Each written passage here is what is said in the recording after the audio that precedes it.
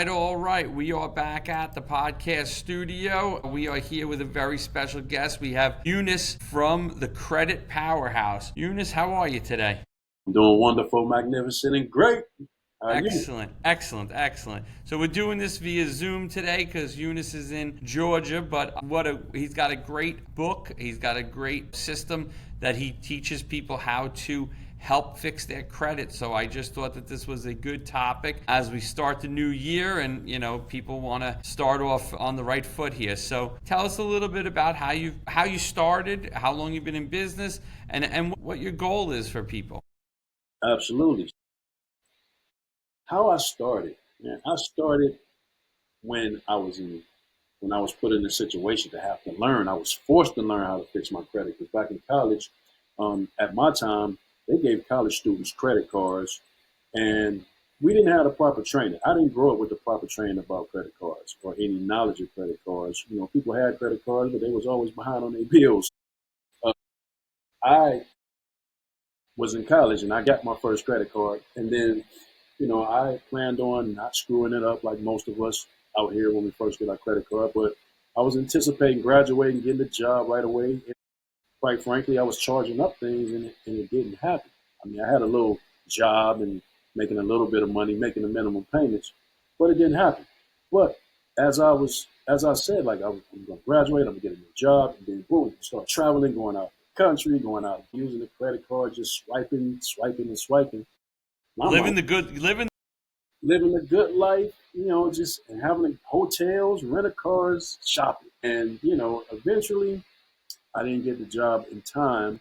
And at that time, I jacked up my credit and all my credit cards. I had like three different credit cards. They went bad. And I was just like stuck in the what I had no idea what to do. And I just knew there had to be a way. And, that's kind of how I got in my situation. My first stint with bad credit was just not managing it well once I got the credit and just had fun with it. But through research and luck, I would say definitely luck. I had tried different processes, used blank templates, bought a software with blank templates, and it didn't work. So it didn't work. And so I was fortunate to do a little shopping one day. I think I was at Best Buy and came across these old floppy disks, which were legal credit repair disks written by lawyers. So I took that information, I bought it, I took it home, and opened up those floppy disks and put them in my computer and compared it to the other documents that had no laws in it, and then looked at the documents with the laws in it and used the document with the laws. And when I'm speaking about the laws, I'm talking about the Fair Credit Reporting Act and the Fair Debt Collections Practices Act, which regulates debt collection and which regulates credit. Those floppy disks, just by printing them out, putting my information in there, and adhering to the laws, remove those negative items off my credit report, and I got a fresh start. That's how I jacked it up, and that's how I got there, and that's how I fixed it the first time. First time, because in life, we have ups and downs. That was my first job out of college. So once I got back on track, I learned to fix my credit. I fixed it again, but that job that I had out of college wasn't the job I liked.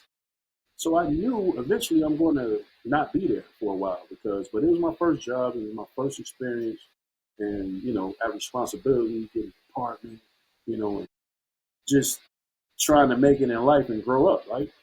But in the scheme of things, I really wasn't making no money, so I'm chasing a bigger job at the time, and I think it kind of knew it, and then eventually, I ended up leaving. But I had a time period again where I wasn't working. In unemployment. And then, I didn't go into a job from a job. I went into a job to unemployment. So at that time, I'm like, okay, I only get a little bit of money a month, and I still got the apartment, so I got to pay my roof over my head before I worry about the credit card bills, right? And so the credit went bad again, but it wasn't bad as it was the first time, and I used those. Oh, no, I left out a part of the story.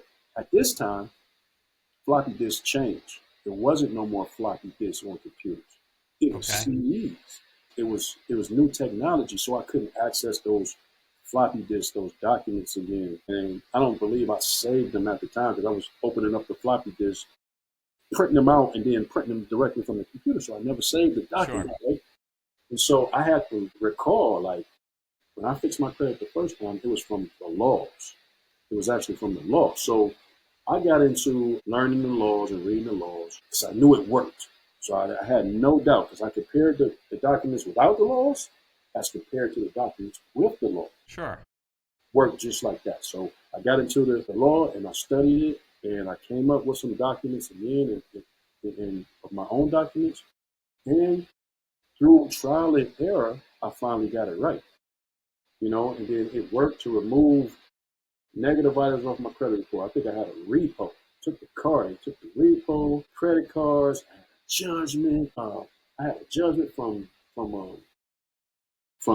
uh, I think a judgment from an accident when I grew up in Cleveland, Ohio, so it was a bunch of snow, and I really wasn't, I was young, and so I had my first accident, and so I lost because even though I was right, but I was young, and the judge was like, rookie driver, these guys are old, experienced drivers, and Mm-hmm. so they got the judgment. I didn't pay the judgment, and it went on my credit report. But lo and behold, still used the information, the trial and error. It wasn't just sending it to the credit bureaus on that one. Trial and error let me know I had to send it to the clerk of the court to put the documentation into the case. Lo and behold, clerk of the court sent the letter that we don't report on credit reports. That's not what we do. So I took that letter and sent it to the credit bureaus and got the judgment removed because it was a third party with no firsthand knowledge that put it on the credit report, but the courts never did. So I was able to get it removed. Awesome. Yeah, and then it's so many. There is no one way to do it right. It's kind of like you have to know in your mind that there are laws, and you have to know who those laws apply to. Mm-hmm. Who's responsible for those laws, right? And so once you do that, if they do not honor their position as public officials, because they all have a duty, and if you Mm-hmm. can point out that they're not following their duties, then you can have remedy because you can use people that their job is to oversee officials and oversee the credit industry, like such as the CFPB. And I'm not a big fan of the CFPB at all because from what I see, they take your statement and it's just a statement that's in your file. It can be used if you go to court to show that you exhausted your remedies. But very few times, only sometimes, I see people get the payout they're supposed to get using CFPB. Got it. So they act like a reporting company for the corporation, me, more so than the consumer. Understood. So now, how are you helping people improve their credit scores now? So now what I do is I'm kind of like a online information guy. So I put a lot of the laws and information and process online through my TikTok, and I really enjoy TikTok because it allows me not to be in front of the camera, but I can put the laws up there so I can show you, and then come in or speak over the laws and tell you like this is the information that you need to do when you're dealing with this situation. These are the laws that you need. You don't have to go looking because nobody likes to read something so boring. Those those laws, you know, it's very boring. So you have to have a why. You got to have a why to read that type of stuff. You got to be Mm-hmm. angry enough to like, look, this is my life. There's no way out. I'm learning the flaws, and and it's going to be within me. So you have to have really a passion to do it. Otherwise, you go pay somebody to do it. They might not get it right. They don't care about it like you care about it because it's you. You're dealing with Sure. Sure. your personal situation, right? You know, most people you pay for, they're going to send out a generic template. That generic template is not going to be with your pain in it, right? So I encourage people when I'm teaching them how I help them now is I just give information. I give a lot of free resources, and I don't do credit repair or credit or restoration or anything for them, but I provide the education, which is free information on the internet. It's all free information on the internet. You don't Mm-hmm. have to pay for this information first and foremost, but I put it in one compact information booklet where you don't have to go searching everywhere. and I'm That making makes sense. So you're consolidating all this information so that people could know where to go, and you're their one-stop shop on how to help them. absolutely, absolutely. But realize you're going to do it yourself now, but you're going to learn to fish. But once you learn to fish, you can help yourself, you can help your family, you can help your community, you can start a business, and you can save your money. Because a lot of times people rip you off. They don't get the job done because they don't have the passion like you do. I understand. I love what you're doing. Appreciate it. So now, how do you help people fish? So that analogy, if you teach a man to, to fish, you can continue to, they can continue their business, etc. So how do you teach that? Well, number one, I share my own personal experiences Yep. that I've personally went through. I share my personal experiences, my personal struggles, and I document the process through video and things like that. Like when I got my first house. When I got my first house, I was coming off of my car being repoed. I was an entrepreneur. I had a regular job, but I got tired of the job, right? And I wanted to go. I was a loan officer, so that's another thing. So as a loan officer, I was able to get the training and understand the laws a little bit better, and understand. But I was only getting the small portions of the law because they was only teaching you what they wanted you to know. So uh, I had the job, and I said, you know what, I'm gonna do this at the house because the job was only paying me like 20% per loan. Working from home, I was making 85% per loan. So I had learned how to do it, and I thought I was good enough to go out and do it on my own. So I was buying a car at the time, and my partner was supposed to verify my employment for me, right? I had a little hookup. Say, I'm about to go home and set up. I'm still gonna be making money. Got approved for the car.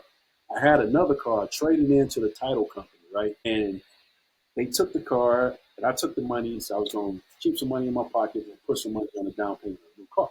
Got Sure. approved, got the new car, drove it off the lot, turned my other car in, and it was turning in, so I couldn't get it back. And then it couldn't verify my employment, right? And he was like, man, you got to bring the car back. I was like, man, they ran my credit so many times because at this time they'll run you through this like 10 different lenders, hard and Yeah. hard in your credit, and make your credit score go down, right? So it went down. I had to turn the car in. I tried to keep it as long as I could. I was trying to figure a way out. I had to turn the car in. So at this point, I had no car. Okay. Credit was jacked up because they ran my credit so many Yeah. times. So at that point, I was on a bike. I was riding a bike to the store and everything like that. I had to take the little money I had and go to a buy here, pay here lot. I went to the buy here, pay here lot, got a car, put $500 or $1,000 down on the car. The first day I'm on the highway, the brakes went out. On 400, before the toll booth coming in Georgia, the brakes went out. So I'm like, boom, I had to get the car towed. I was lucky to pull over and put up the emergency brake. This is a buy here, pay here spot. He sold me a lemon. Didn't understand that there were laws for the lemon law at the time. That's something that you learn through experience, right? So I kept the car. I got the brakes fixed. And then I decided, man, they sold me a lemon. I'm not paying. I'm like, I'm not paying. And so I didn't pay it. And I wrote them a letter. I said, man, y'all sold me a car. The brakes went on the first day. I'm on 400. And y'all, I could have lost my life. I'm not paying it. It's a bad car. So they tried to do the collections process on me and tried to get the car. But it did go into collections. And from my experience from the previous times that I had to fix my credit, I was able to get the car, get the title, and remove the collection off the credit report by using laws under the FDCPA, which is the Fair Debt Collections Practices Act. Boom, I'm dealing directly with the creditor at this time because they sold me bad information, sold me a bad car, but they did put it on my credit report. So I had a dispute with them first, and then boom, I sent the information over to the credit bureaus. Mm-hmm. Removed, kept the car. Now I'm thinking like, oh wow, if you just know the laws and know how to apply them, you can you can screw up your credit and fix it. Right? So, I mean, if you get in a bad situation, it doesn't make you a bad person. It means that you were caught up in the circumstances of life. My Who's to say, just because you don't have a job, you're a bad person. You just, you were paying your bills when you had the job, saving some money, paying bills. But now all of a sudden, because you lose your job and you're not able to pay, Yeah. they mark you as a bad person, so you can't move forward. And that's not right. So, through understanding the laws, there's always remedy to remove information off your credit report at any time. You just have to understand the laws. There's nothing that can be on there that they can't remove, even down to negative payments. Understood. That's great. That's a great way to that you figured out, and that's awesome that you've been able to do this to help yourself and others in this process.